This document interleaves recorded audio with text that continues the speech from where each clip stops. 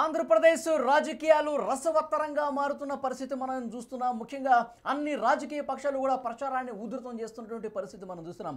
ఎప్పుడైతే వైఎస్ జగన్మోహన్ రెడ్డి గారి మీద దాడి జరిగిందో ఆ తర్వాత జరిగినటువంటి రాజకీయం ప్రస్తుతం మనం చూస్తున్నాము. అధికార ప్రతిపక్ష పార్టీలు ఒకళ్ళ మీద ఒకళ్ళు విమర్శలు ప్రతి విమర్శలతో పొలిటికల్ హీట్ పెరిగిపోయినటువంటి పరిస్థితి ప్రస్తుతం మనకు కనిపిస్తోంది.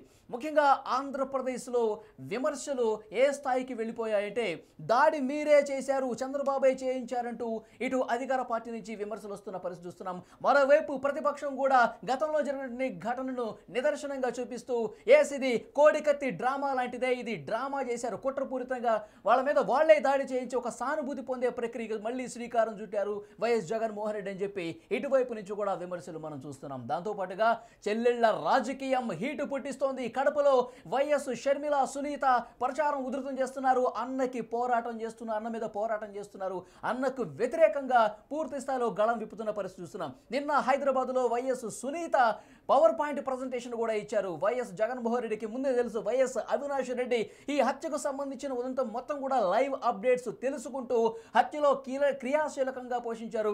ఈ విషయం జగన్మోహన్ రెడ్డి కూడా తెలుసు.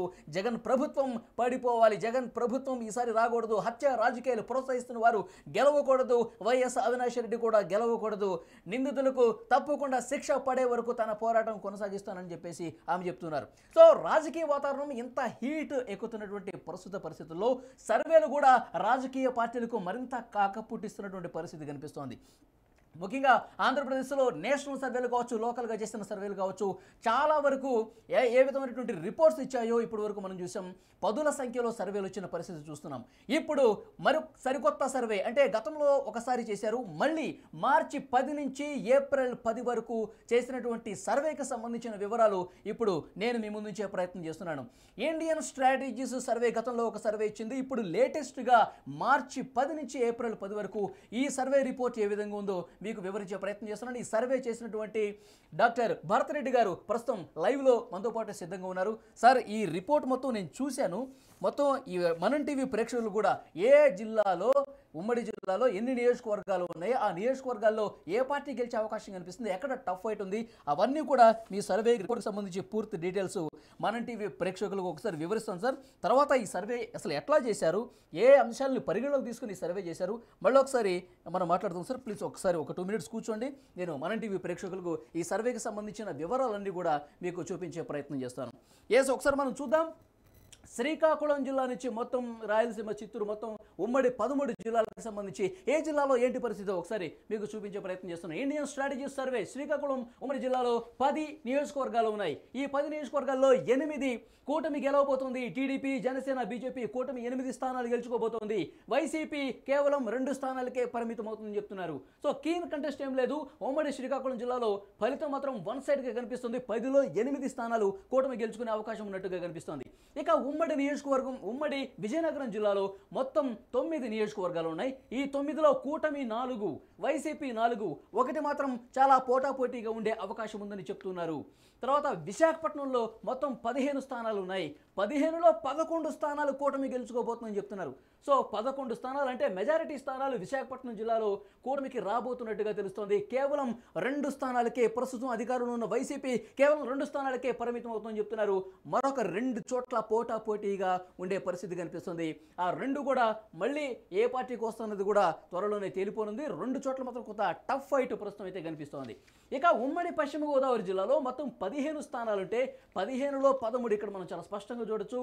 మెజారిటీ ఇక వన్ సైడ్గా ఫలితం ఉన్నట్టుగా ఇక్కడ కనిపిస్తోంది. గోదావరి జిల్లాలో 13, కేవలం 1 స్థానంలో మాత్రం వైసీపీ ఎట్టి పరిస్థితుల్లో గెలుస్తుంది. మరొకటి మాత్రం టఫ్ ఫైట్ ఉందన్నట్టు కనిపిస్తోంది. ఇక ఎక్కువ నియోజకవర్గాలు ఉన్నటువంటి ఉమ్మడి తూర్పుగోదావరి జిల్లా పరిస్థితి చూస్తే మొత్తం 19 నియోజకవర్గాలు ఉన్నాయి. అతిపెద్ద ఉమ్మడి జిల్లాగా చెప్పొచ్చు, ఎందుకంటే 19 నియోజకవర్గాలు ఉన్నాయి. చాలా కీలకమైనటువంటి నియోజకవర్గాలు ఇక్కడ ఉన్నాయి. అందులో 17 స్థానాలు, 19లో 17 స్థానాలు ఉమ్మడి తూర్పుగోదావరి జిల్లాలో కూటమికే రాబోతున్నాయి. కేవలం ఒక్క స్థానం వైసీపీకి వచ్చే అవకాశం కనిపిస్తుంది. మనకు తెలుసు ఉమ్మడి తూర్పుగోదావరి అలాగే పశ్చిమ గోదావరి జిల్లాలకు సంబంధించి అక్కడ జనసేన ప్రభావం ఎక్కువగా ఉంటుంది. ఇప్పుడు కూటమిలో జనసేన పార్టీ ఉంది కాబట్టి సో ఉధృతంగా కూటమి ప్రచారం చేస్తున్నటువంటి పరిస్థితి ఉన్న నేపథ్యంలో ఎక్కువ స్థానాలు క్లీన్ స్వీప్ చేసే దిశగా కూడా ఆయా స్థానాలు కూటమి వైపు వెళుతున్నట్టుగా ఇక్కడ మనం చాలా స్పష్టంగా అబ్జర్వ్ చేయొచ్చు. గతంలో వచ్చినటువంటి సర్వేలు కూడా ఉమ్మడి తూర్పుగోదావరి పశ్చిమ గోదావరి అంటే ఉభయ గోదావరి జిల్లాల్లో కూటమి వైపు కూటమి బలం చాలా స్పష్టంగా కనిపిస్తుంది. వీలైనన్ని ఎక్కువ స్థానాలు గెలుచుకుంటుందని ఒక అంచనా ఉన్నప్పటికీ కూడా చాలా సర్వేలు ఇట్లా వన్ సైడ్గా ఇచ్చినటువంటి పరిస్థితి కనిపిస్తుంది. అధికార వైసీపీకి అక్కడ భంగపాటు తప్పదు. ఉమ్మడి తూర్పుగోదావరి పశ్చిమ గోదావరి జిల్లాలో క్లీన్ స్వీప్ కూటమి చేయబోతుందన్నట్టుగా ఇక్కడ పరిస్థితి మనకు కనబడుతోంది. ఇక కృష్ణా జిల్లాలో పరిస్థితి ఏంటి? మొత్తం 16 స్థానాలు ఉన్నాయి. 16లో మళ్ళీ 10 స్థానాలు కూటమి వైపు ఉన్నాయి. మరొక 5 స్థానాలు వైసీపీ గెలుచుకునే అవకాశం కనిపిస్తుంది. ఒక చోట మాత్రం పోటాపోటీ ఉండే అవకాశం ఉన్నట్టుగా కనిపిస్తోంది. ఇక్కడ కొంచెం బెటర్గా కనిపిస్తోంది వైసీపీ. 16లో 10 గెలుచుకున్నప్పటికీ కూడా కొంత గతంతో పోల్చుకుంటే అంటే అంతకుముందు నేను చెప్పుకున్నటువంటి నియోజకవర్గాలతో పోల్చుకుంటే కొంత బెటర్గా కనిపిస్తుంది. 5 అధికార వైసీపీకి రాబోతున్నాయి. ఇక ఉమ్మడి గుంటూరు జిల్లా విషయానికి వస్తే 17 నియోజకవర్గాలు ఉంటే ఈ 17లో మళ్ళీ 11 కూటమికి రాబోతున్నాయి. కేవలం 5 స్థానాలు మాత్రమే వైసీపీ గెలుచుకునే అవకాశం కనిపిస్తుంది. కృష్ణా గుంటూరు ఎందుకంటే రాజధాని ప్రభావం కొంత ఎక్కువగా ఉంటుంది. రాజధాని గతంలో చంద్రబాబు గారి హయాంలో అమరావతికి శంకుస్థాపన చేశారు. అమరావతిలో తాత్కాలిక నిర్మాణాలు చేశారు. అక్కడ పరిపాలన ప్రారంభించారు. తర్వాత ఎప్పుడైతే వైఎస్ జగన్మోహన్ రెడ్డి గారు అధికారం చేపట్టిన తర్వాత 3 రాజధానుల ప్రతిపాదన చేసిన తర్వాత ఎలాంటి పరిస్థితులు నెలకొన్నాయో మనకు తెలుసు. సో ఆ ప్రభావం చాలా స్పష్టంగా ఉన్నట్టుగా ఇక్కడ కనిపిస్తోంది. సో డెఫినెట్గా ఇక్కడ మనం చాలా క్లియర్గా అబ్జర్వేషన్ కనిపిస్తోంది.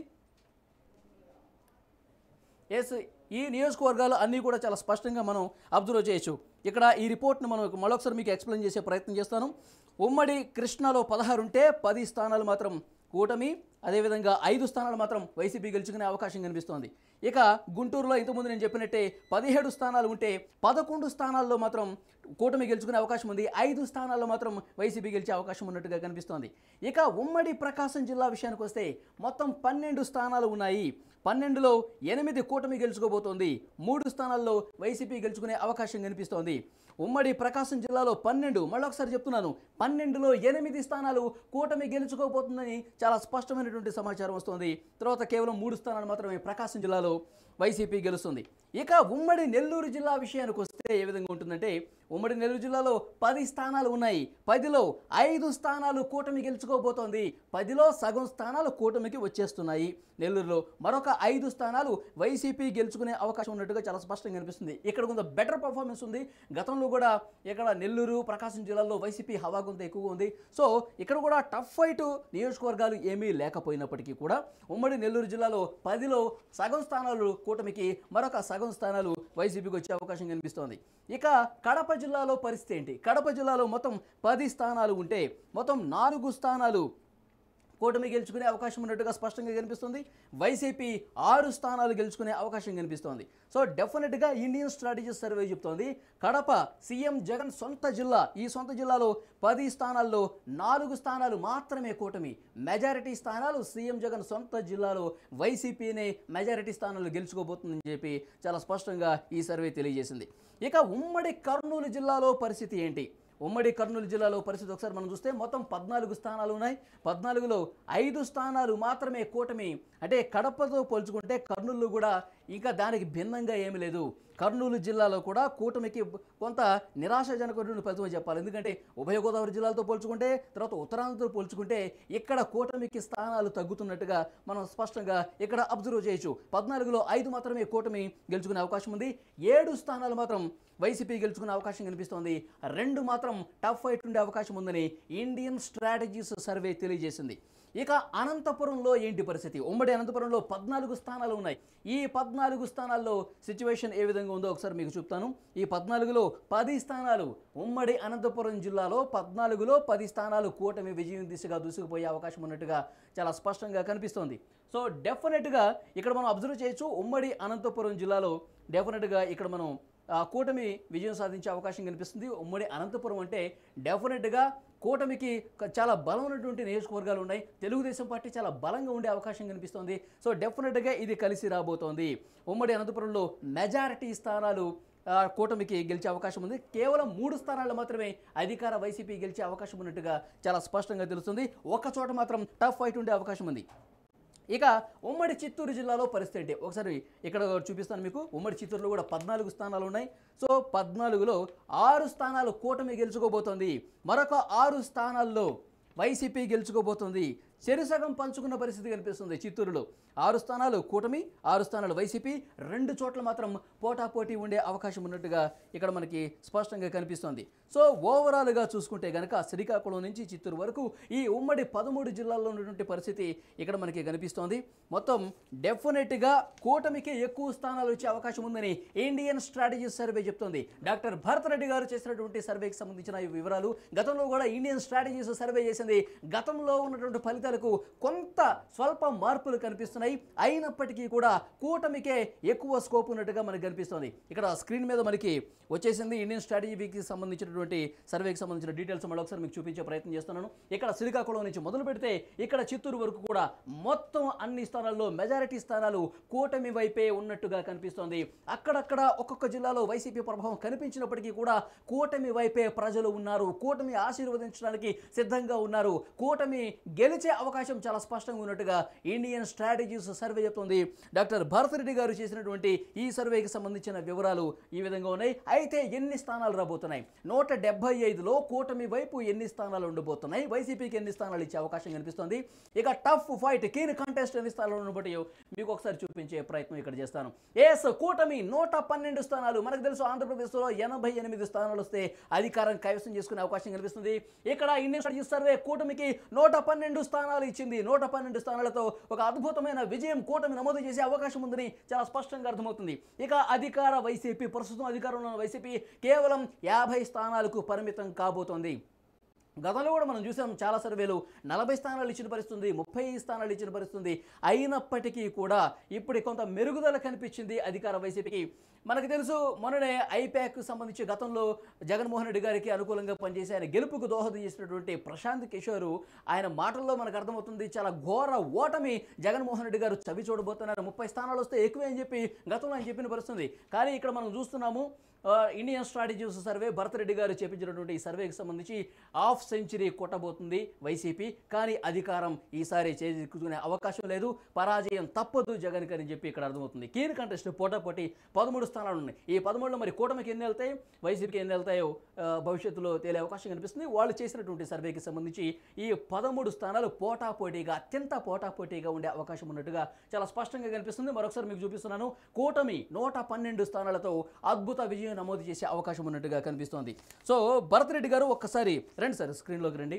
ఈ ఇండియన్ స్ట్రాటజీస్ సర్వే మీరు అసలు సర్వే ఏ విధంగా చేశారు? గతంలో కూడా మీరు సర్వే చేశారు. సో ఈ అంటే 175 నియోజకవర్గాల్లో మీ టీం ఎక్కడెక్కడ తిరిగింది, ఎన్ని శాంపిల్స్ తీసుకున్నారు, ఎట్లా చేశారు, ఒకసారి ఎక్స్ప్లెయిన్ చేయండి సార్. మళ్ళీ మనం చూసినట్టయితే గతంలో చేసిన సర్వేకు ఈ సర్వేకు కొంత మార్పులు చేర్పులు ఉన్నప్పటికీ మనం చేసింది మార్చి 10వ తారీఖు నుంచి ఏప్రిల్ 10వ తారీఖు నుంచి రాజకీయంగా మార్పులు ఏ విధంగా జరుగుతున్నాయి, ఈ మధ్యకాలంలో ఎన్నికల నోటిఫికేషన్ ఇంకా రాకపోయినప్పటికీ ఎన్నికల షెడ్యూల్ రావడం జరిగింది. ఎన్నికల షెడ్యూల్ వచ్చిన తర్వాత రాజకీయ పార్టీల మధ్య మాటల యుద్ధం కొనసాగుతుంది. ఎవరి స్ట్రాటజీలు వాళ్ళు అమలు చేస్తున్న సందర్భంలో అసలు 175 నియోజకవర్గాల్లో ఒక్కొక్క శాంపిల్ మనం 1500 తీసుకోవడం జరిగింది. 1500లో చూసుకున్నట్లయితే అన్ని వర్గాలు 18 లోపు 18 నుంచి 21 వరకు ఎవరైతే యువత ఎటువైపు ఉన్నారు, యువత ఎందుకు వ్యతిరేకిస్తున్నారు, అలాగే చూసుకున్నట్టయితే 40 సంవత్సరాల మధ్య వయసు వాళ్ళు, వృద్ధులు, అలాగే చూసుకుంటే మహిళలు, జెండర్ వైజ్ అంటే ప్రతి వాళ్ళను మనం కన్సిడర్ తీసుకోవడం జరిగింది. అలాగే కులాల వారీగా, మతాల వారీగా, అలాగే ప్రతి అంశాన్ని ఎందుకు వ్యతిరేకిస్తున్నారు, పాజిటివ్స్ ఏంది, జగన్మోహన్ రెడ్డి పాజిటివ్స్ ఏంది, నెగిటివ్స్ ఏంది, అలాగే చంద్రబాబు నాయుడు పాజిటివ్స్ ఏంది, నెగిటివ్స్ అనేది ఒక్కొక్క నియోజకవర్గం మనకు 175 నియోజకవర్గాలకు సంబంధించి ఒక్కొక్క శాంపిల్. ప్రత్యేకంగా ఇక్కడ మనం గోదావరి జిల్లాల గురించి మాట్లాడుకోవాలి. గోదావరి జిల్లాలో 15 స్థానాలు ఉంటే 13 ఇచ్చారు కూటమికి, తర్వాత వైసీపీకి 1 ఇచ్చారు, 1 పోటాపోటీ. తూర్పు గోదావరి చూస్తే 19 ఎక్కువ స్థానాలు ఉన్న జిల్లా ఇది. 19లో 17 ఇచ్చారు ఇక్కడ మీరు, మరి కేవలం 1 స్థానం వైసీపీకే ఇచ్చారు. ఏంటి సార్ అంత వన్ సైడ్గా ఉందా? క్లీన్ స్వీప్ చేసే దిశగా కూటమి ఉన్నట్టు కనిపిస్తోంది. ఖచ్చితంగా గోదావరి జిల్లాల ప్రభావం అనేది రాష్ట్ర రాజకీయాలపై కూడా ఆంధ్రప్రదేశ్ రాజకీయాలపై ఎక్కువగా ఉంటుంది. ఎందుకంటే పవన్ కళ్యాణ్ ప్రభావం ఎక్కువ ఉంటుంది, కాపు ఓటర్లు అక్కడ ఎక్కువగా ఉంటారు. దాంతోపాటుగా కృష్ణా, గుంటూరు అంటే ఈ 4 జిల్లాలు మనం చెప్తూ ఉంటాం. ఏదైతే దక్షిణ భారతదేశం, ఉత్తర భారతదేశం అయితే ఎలాగ చెప్తుంటాం, యూపీ అనేది దారి కేంద్ర ఎన్నికలకు ఢిల్లీ పీఠాన్ని అధిష్ఠించాలంటే దారి అక్కడి నుంచి యూపీ అనేది ఇక్కడ మనం చూసుకున్నట్లయితే కృష్ణా, గోదావరి, గుంటూరు ఈ జిల్లాలు అనేది ఒక దారిగా మనం చెప్పొచ్చు. ఈ గత ఎన్నికల్లో చూసుకున్నట్లయితే ఈ జిల్లాల నుంచి మనకు వైఎస్ఆర్ పార్టీకి చాలా క్వీన్ స్వీప్ చేయడం జరిగింది. 4 జిల్లాల నుంచి సంబంధించి ఆ వ్యతిరేకత కూడా ఇప్పుడు అక్కడ ఎక్కువగా కనిపిస్తుంది. అక్కడ ఒకటి ప్రభావం, ఒకటి చూసుకున్నట్లయితే పవన్ కళ్యాణ్ ప్రభావం, కాపు ఓటర్ల ప్రభావం, అలాగే ప్రభుత్వ వ్యతిరేకత, ఇవన్నీ కలిసి కూటమిగా ఏర్పడడానికి చంద్రబాబు నాయుడు, పవన్ కళ్యాణ్ కృషి ఎక్కువ ఉందని చెప్పొచ్చు. ఈ కూటమిలో చంద్రబాబు నాయుడుని తీసుకురావడానికి, అలాగే చూసుకున్నట్టయితే బీజేపీని అసలు బీజేపీ వస్తుందో రాదో అన్నదాన్ని చంద్రబాబు నాయుడును బీజేపీని కన్విన్స్ చేసి తీసుకురావడం, బీజేపీ ద్వారా ఓట్లు వస్తాయా రావా అని పక్కన పెడితే ఒక్క ఓటు కూడా చీలకూడదు అనేది పవన్ కళ్యాణ్ తాపత్రయం. తను కొంత త్యాగం కూడా చేయడం జరిగింది. బీజేపీ అడిగినన్ని సీట్లు ఇవ్వడానికి తనకు ఏదైతే టీడీపీ కేటాయించిన కొన్ని సీట్లను బీజేపీకి కేటాయించడం జరిగింది. కేవలం 2 ఎంపీ స్థానాలు మాత్రమే పోటీ చేయడం జరుగుతుంది. అలాగే ఎమ్మెల్యే స్థానాలను కూడా త్యాగం చేయడం. అదంతా కూడా గోదావరి జిల్లాలో ప్రభావం చూపే అవకాశం ఉంది. గోదావరి జిల్లాలో పవన్ కళ్యాణ్ వెంట గతంలో జరిగిన పొరపాట్లు, గతంలో జరిగిన ఒంటరి పోరాటం వల్ల తను గతంలో ఏం కోల్పోయాడు, ఇప్పుడు కూటమిలో కూడా చాలా మంది చాలా లుకలుకలు వస్తాయని ఆశించారు. ఈ సీట్ల సర్దుబాటు సందర్భంగా తిరుగుబాట్లు ఉంటాయి, లేకపోతే రెబల్స్ ప్రభావం ఉంటుంది టీడీపీ నుంచి కానీ జగన్ ఏదైతే అక్కడక్కడ చెదురుమదురుగా జరిగిన ఉన్నది పెద్ద ఎత్తున అయితే రాలేదు. టీడీపీ పార్టీ ఏదైతే కోల్పోతున్న స్థానాల దగ్గర రాలేదు. జన సైనికుడే సీఎం కావాలని చెప్పి జనసేన కార్యకర్తలు కోరుకున్న సందర్భాన్ని మనం చూసాం. 175 స్థానాల్లో పోటీ చేయకుండా జనసేన ఎలా సీఎం అవుతుంది? తన లక్ష్యం ఏంటి? ఖచ్చితంగా కూడా ఇప్పుడున్న జగన్మోహన్ రెడ్డి ప్రభుత్వాన్ని కూల్చడానికి ఓట్ల చీలిక ఉండదు. ఆ ఒక్క ప్రధాన అంశమే. ఇప్పుడు నియోజకవర్గాల్లో కూటమిలో ఉన్న 3 పార్టీలు కూడా ఒకళ్ళకొకళ్ళు సహకరించుకుని గెలిపించుకునే పరిస్థితి ఉందంటారా? సెట్ అయిందంతా? ఖచ్చితంగా. ఇప్పుడు ఎన్నికల నోటిఫికేషన్ వచ్చినప్పటికీ, ఎందుకంటే ఇప్పటికే ఏమైనా గొడవలు గందరగోళాలు ఉంటే ఇప్పటికే కొంత నోటిఫికేషన్ రావడానికి సమయం ఉంది. ఇప్పటికే అభ్యర్థుల ఎంపిక జరిగిపోయింది కాబట్టి అక్కడ ఉన్న స్థానిక సంస్థలు, స్థానిక నాయకుల్ని ముందే సెట్ చేసుకునే అవకాశం ఉంటుంది. ఈ గ్యాప్ ఉండడం వల్ల ఏమైందంటే ఎక్కడ గొడవలు ఉన్నాయి, ఎక్కడ ఇబ్బందులు ఉన్నాయి, వాటిని కూడా సెట్ చేసుకునే అవకాశం ఉంటుంది. ఈ లోపుగా ఏంటంటే 3 పార్టీలు కూడా మేము ఒకటి, అందరం ముగ్గురం ఒకటే అనే ఒక అభిప్రాయాన్ని అయితే కలిగిస్తున్నారు. మనం చూసుకున్నట్టయితే ప్రచారంలో పాల్గొంటున్న సందర్భాన్ని చంద్రబాబు నాయుడు, పవన్ కళ్యాణ్, అలాగే పురంధేశ్వరి రాష్ట్ర అధ్యక్షులు ముగ్గురు కలిసి కూడా చాలా సందర్భాల్లో ఎప్పుడైనా కార్యకర్తలకు కానీ ఓటేసే ఓటర్కి కానీ ఎప్పుడు కాన్ఫిడెన్స్ వస్తుంటే వీళ్ళు ముగ్గురు ఒకటే కూటమిగా ఉన్నారు అన్నప్పుడు వాళ్ళకు ఒక కాన్ఫిడెన్స్ వస్తుంది. లేదు వీళ్ళలో లుకలుకలు ఉన్నాయన్నప్పుడు ఖచ్చితంగా కూడా నీకు ఎప్పుడు కూడా అధికార పార్టీ ఎప్పుడు గెలుస్తుందంటే మనం ఖచ్చితంగా చాలా సందర్భాల్లో సర్వేలో కానీ మనం ఎలక్షన్స్ అయిపోయినాక కూడా మనం చూసినప్పుడు వ్యతిరేక ఓటు చీలినప్పుడే మనకు అధికార పార్టీకి నష్టం జరుగుతుంది. అధికార పార్టీకి ఒక 35%, 40% ఓటింగ్ వచ్చినప్పుడు ఈ 60%లో పంచుకున్నట్టయితే వీళ్ళకు డ్యామేజ్ జరిగే అవకాశం ఉంది.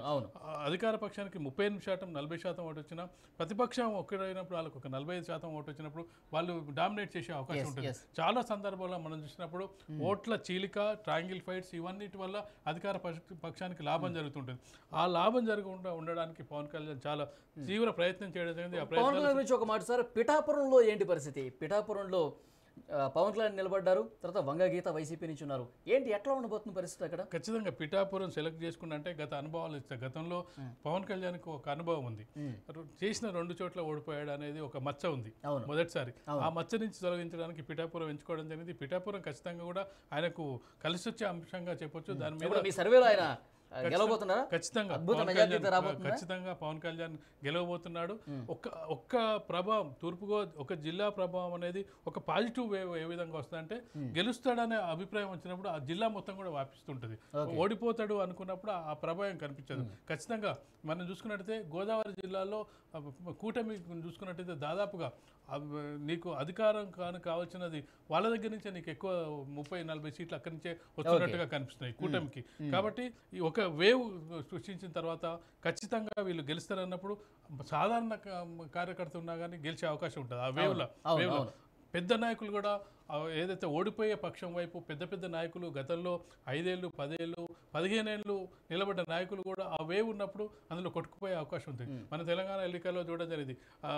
మొదటిసారి ఎన్నికల్లో పోటీ చేసిన వాళ్ళు కూడా చాలా మంది నిలబడడం జరిగింది. రాజకీయ అనుభవం ఎర్రబల్లి దయాకర్ రావు లాంటి వాళ్ళు తెలుగుదేశం స్థాపన నుంచి ఉన్నారు.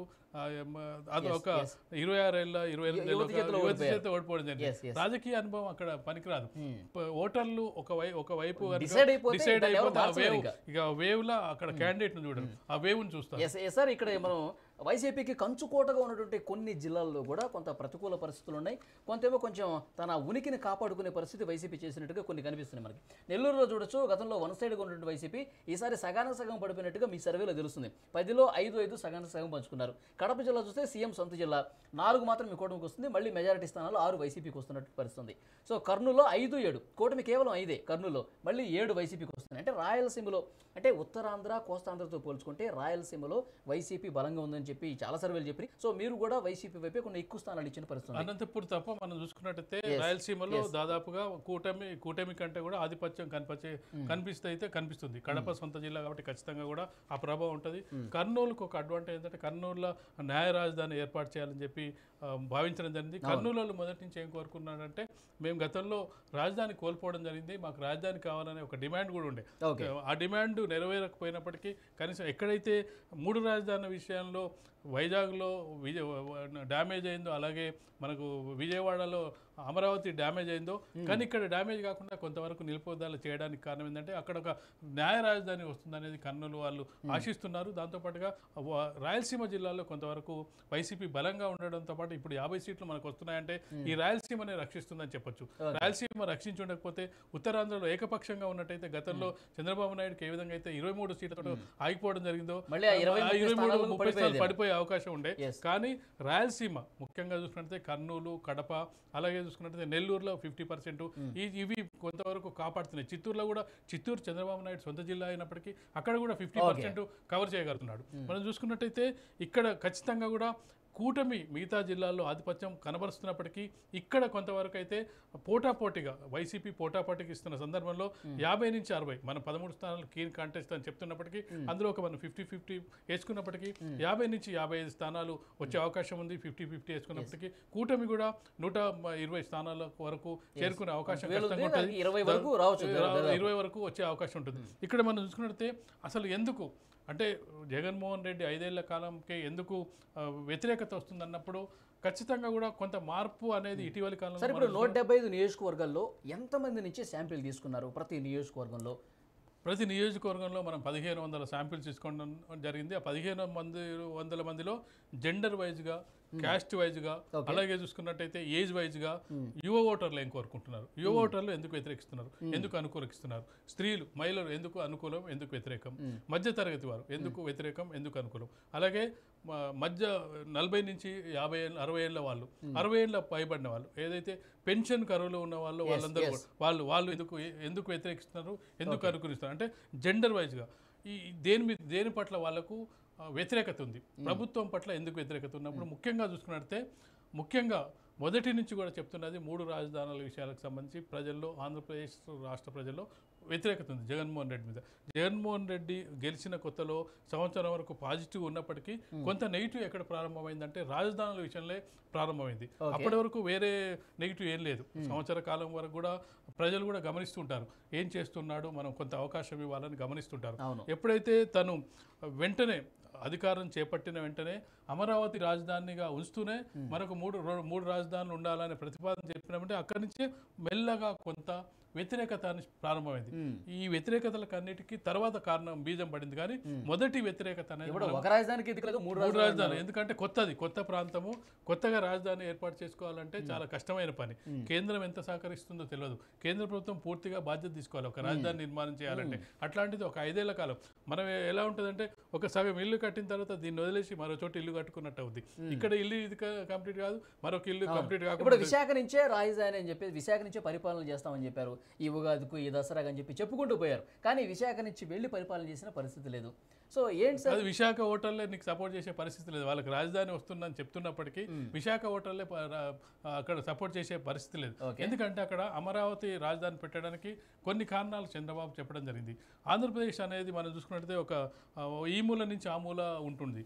అమరావతి అయితేనే సెంటర్ పాయింట్గా ఉంటుంది. లేదంటే వైజాగ్ తీసుకున్నట్టయితే ఒక చివరికి ఉంటుంది, ఇటు కర్నూలుని తీసుకున్నట్టయితే ఇటు చివరికి ఉంటుంది. మధ్యలో ఉండేది ఏదంటే మనకు హైదరాబాద్ లాగా ఉండదు. హైదరాబాద్ అంటే తెలంగాణ పరిసర చుట్టూ జిల్లాలు ఉంటాయి, కానీ అక్కడ స్టేట్గా ఉంటుంది. స్టేట్గా రైలు డబ్బా లాగా ఉన్న పరిస్థితిలో చూసుకున్నట్టయితే ఎక్కడ రాజధాని ఏర్పాటు చేసినా అది ఒక చివరికి పోతుంది.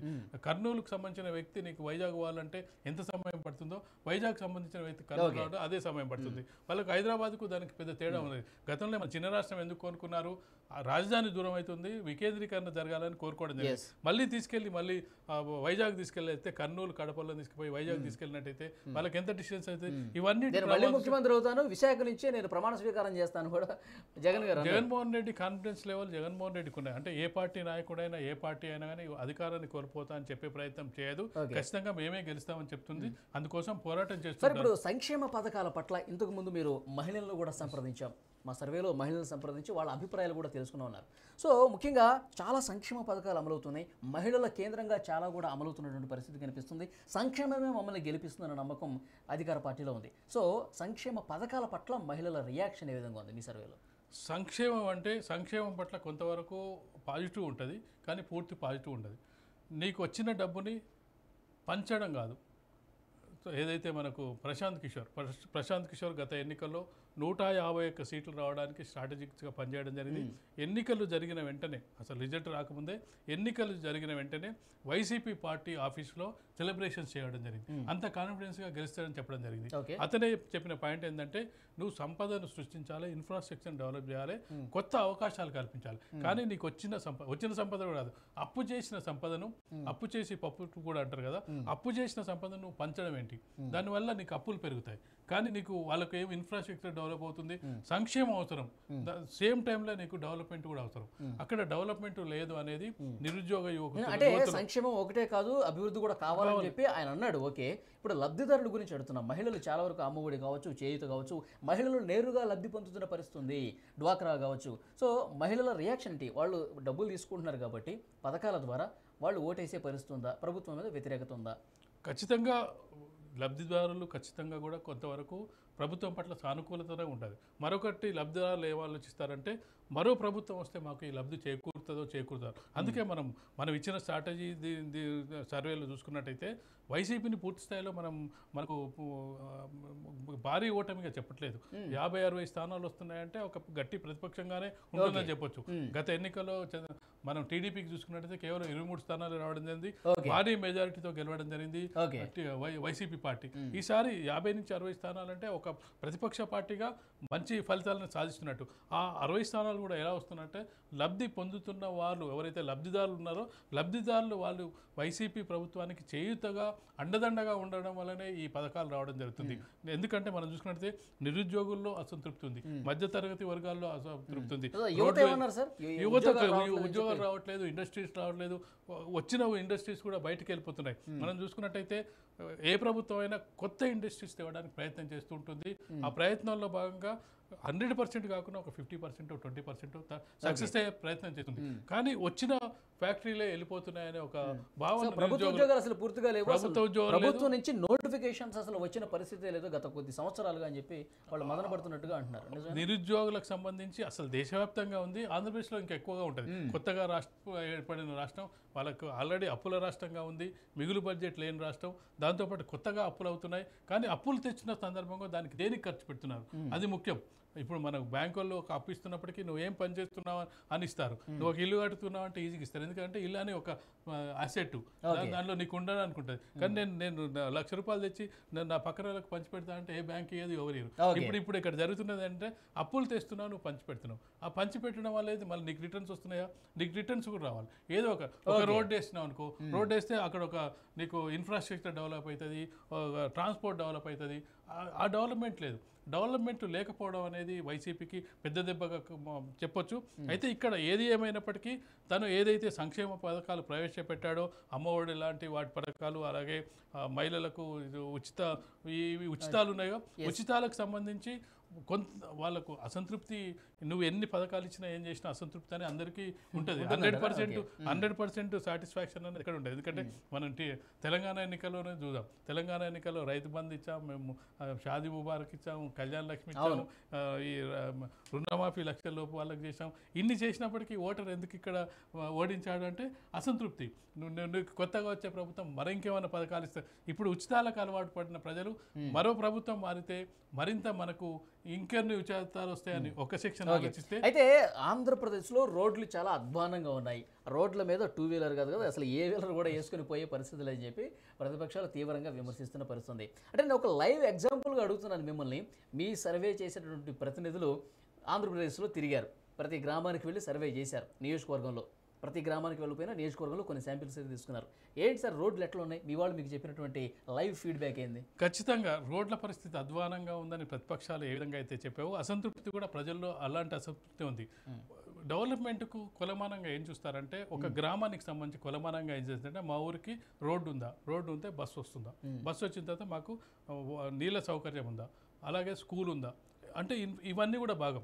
ఎప్పుడైనా ఒక ఓటమికి మనం చూసుకున్నట్టయితే ఒకే కారణం ఉండదు, పలు రకాల కారణాలు ఉంటాయి, చాలా రకాల కారణాలు ఉంటాయి. ఒకదానితోటే ఓడిపోతారని చెప్పడానికి అవకాశం ఉండదు. ఒక రోడ్లతోనో, లేకపోతే ఒక నిరుద్యోగులతోటో, లేదంటే ఒక అభివృద్ధిలో వైఫల్యాలు, లేదంటే మనం చూసుకున్నట్టయితే అవినీతితో, ఆరోపణలతో ఓడిపోతారని ఉండే. ఇవన్నీ ఒక దగ్గర కలుస్తాయి. కలగలిపినప్పుడు ఒక 10-15 పాయింట్లు అవుతాయి. అవన్నీ కూడా ఒక్కొక్క సెక్షన్ దాని మీద అసంతృప్తి వ్యక్తం చేస్తూ ఉంటుంది. అసంతృప్తిలో భాగంగా ఇన్ని అసంతృప్తులు ఉండడం వల్ల ఈ అసంతృప్తి అంతా కూడా ఒక దగ్గర జమ అవుతుంటుంది. ఒకే అసంతృప్తి ఉన్నట్టయితే ఆ ఫలితం కలగదు. మరి ఎందుకంటే ఒకసారి, రెండోసారి గెలిచే వాళ్ళు ఉంటారు, 3 సార్లు గెలిచిన సందర్భాలు ఉంటాయి, 25 సంవత్సరాలు పరిపాలించిన వాళ్ళు కూడా ఉన్నారు. అక్కడ అసంతృప్తి లేదని కాదు, అసంతృప్తి తగ్గుతూ ఉంటుంది. ఇప్పుడు మనం 10 అనుకున్నప్పుడు ఒక 4 అసంతృప్తి, 6 పర్లేదులే అనుకున్నప్పుడు అక్కడ గెలుస్తారు. 10 మందికి 8 మంది అసంతృప్తి అన్నప్పుడు అది మెజారిటీ ఉంటుంది. ఇప్పుడు జగన్మోహన్ రెడ్డి పరిస్థితి చూసుకున్నట్టయితే, ఒకటి మన అసంతృప్తి వైద్యుగా మనం చూసుకున్నట్టయితే, సంతృప్తి వైద్యుగా ఒక 2-3 మార్కులు వేసినట్టయితే, అసంతృప్తి వైద్యుగా 7 మార్కులు వేయాల్సి వస్తుంది. అదే విధంగా అంటే ఇన్ఫ్రాస్ట్రక్చర్ డెవలప్మెంట్ లేదు, నిరుద్యోగులకు ఆశాజనకంగా లేదు, అలాగే అవినీతి అనేది అంతం లేదు.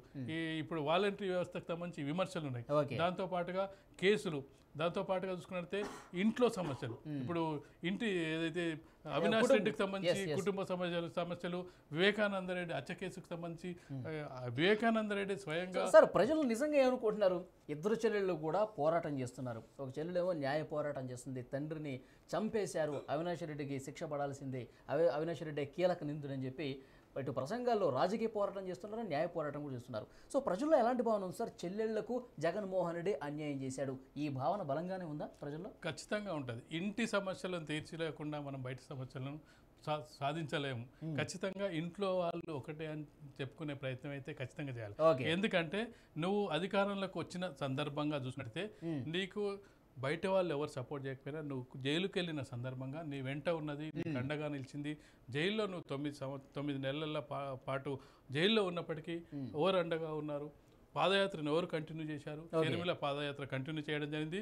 నీ పార్టీ క్యాడర్లో, నీ లీడర్లలో కాన్ఫిడెన్స్ క్రియేట్ చేయడం జరిగింది. ఆ రోజు కనుక షర్మిల కనుక పాదయాత్ర చేసి ఉండకపోయినట్టయితే పార్టీ పరిస్థితి ఏ విధంగా ఉండేది? ఈ సెంటిమెంటు జనరల్గా తెలుగు రాష్ట్రాల్లో కొంత సెంటిమెంట్ పార్ట్ ఎక్కువ ఉంటుంది. ఎందుకంటే మనం బాగా నెగిటివ్ అయ్యే అవకాశం ఉందా?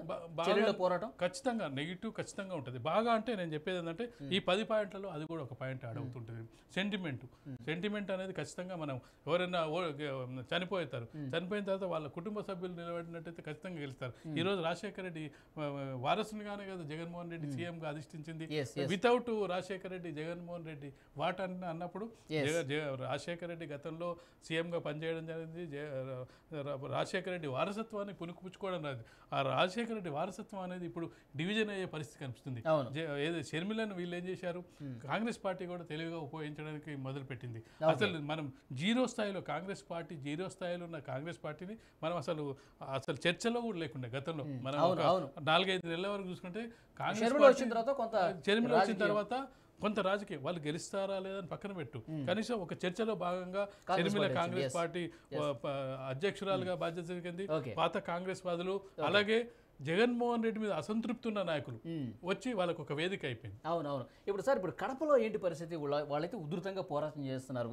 జగన్మోహన్ రెడ్డి చెల్లెళ్ళకి ఏ విధంగా అన్యాయం చేశాడు, తర్వాత నిందితులకు ఏ విధంగా కాపాడుతున్నాడు, అయినప్పటికీ టికెట్ ఇచ్చి వాళ్ళ విజయానికి ప్రచారం చేసుకుంటున్న పరిస్థితి కనిపిస్తుంది.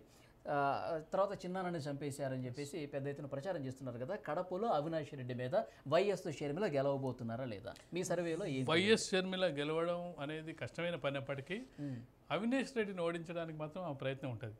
ఇప్పుడు ఇద్దరు పోరాడినప్పుడు అది మూడో వ్యక్తికి అవకాశం ఉంటుంది.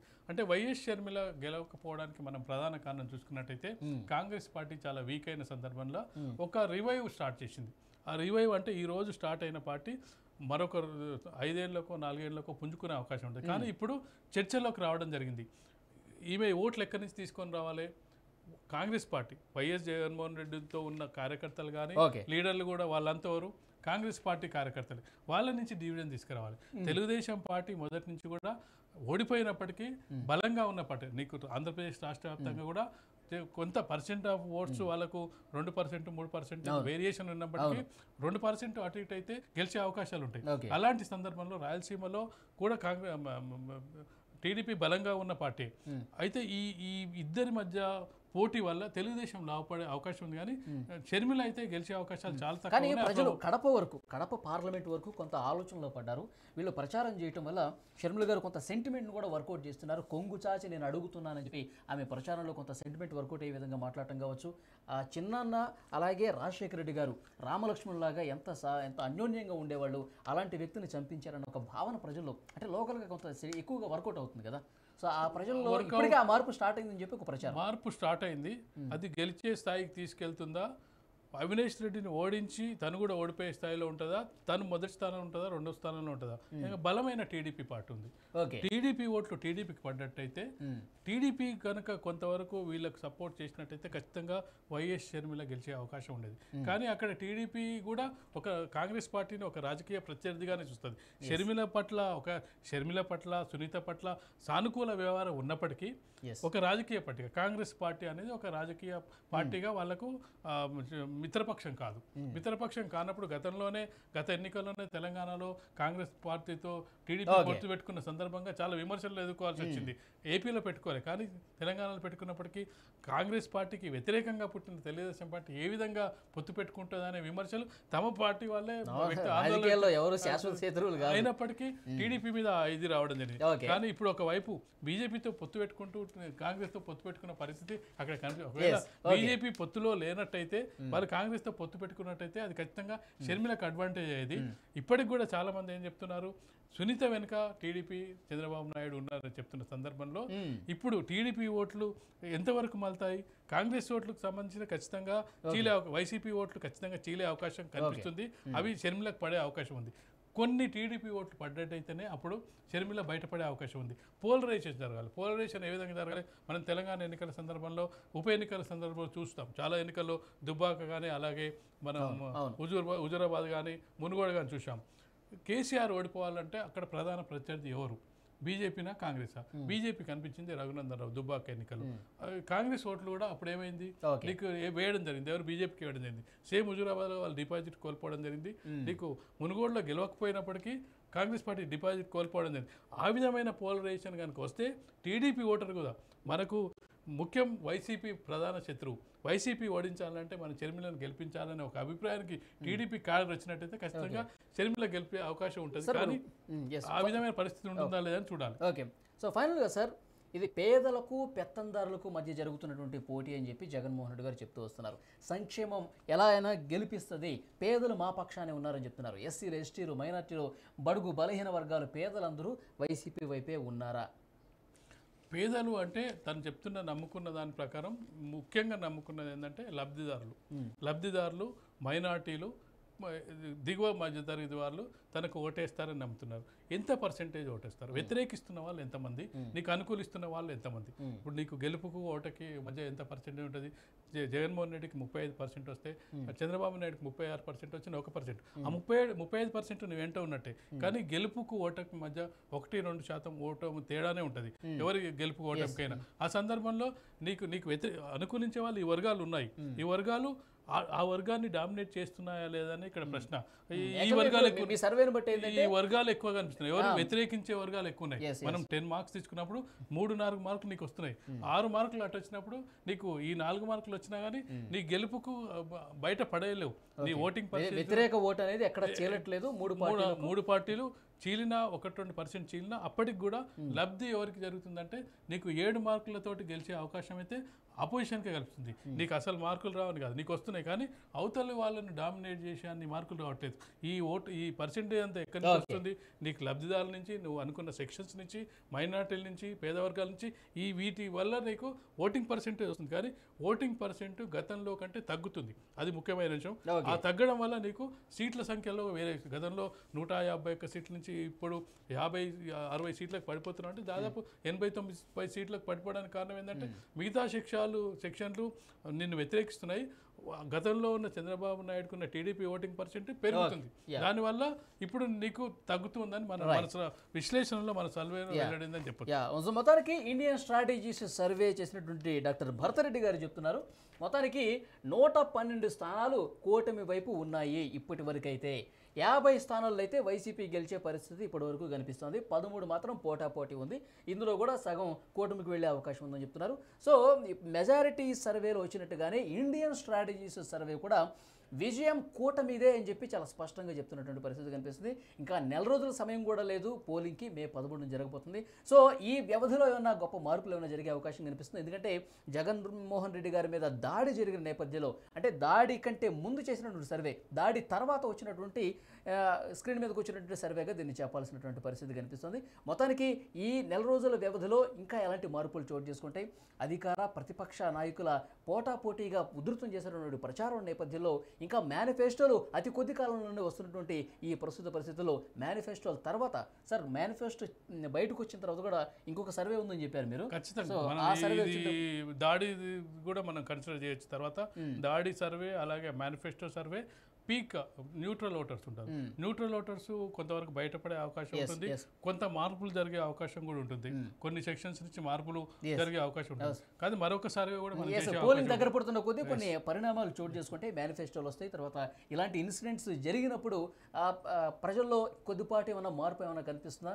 ఇవన్నీ కూడా వచ్చే సర్వేలో తెలిసే అవకాశం అయితే కనిపిస్తుంది. ఇప్పటికిప్పుడు ఈ రోజు పోలింగ్ జరిగితే కనుక రిజల్ట్ ఈ విధంగా ఉండే అవకాశం ఉందని Indian strategies survey doctor Bharath Reddy గారు చెప్తున్నారు. చూద్దాం నెక్స్ట్ ఎట్లా ఉండబోతుంది అనేది.